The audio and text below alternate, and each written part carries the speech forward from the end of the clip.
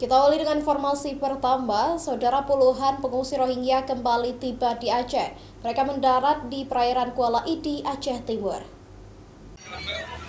Sebanyak 50 orang pengungsi etnis Rohingya kembali tiba di Aceh.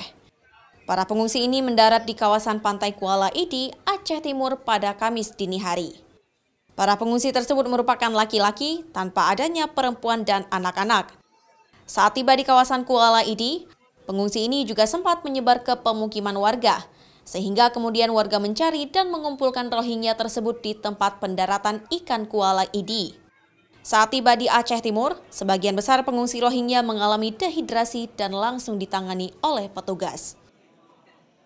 Naik bot.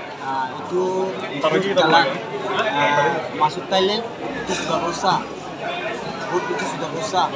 Lepas itu memang dia pergi sana satu bot, dia tukar sini memang dia bot, dia angkat, lepas itu dia tukar Indonesia. Kini, 50 pengungsi Rohingya tersebut telah direlokasi dari tempat pendaratan ikan Kuala Idi ke lapangan futsal Idi Sport Center. Dikarenakan warga Kuala Idi hanya memberi waktu penempatan sementara Rohingya tersebut hingga siang tadi. Seluruh Rohingya tersebut juga telah didata dan dilakukan identifikasi oleh tim Polres Aceh Timur.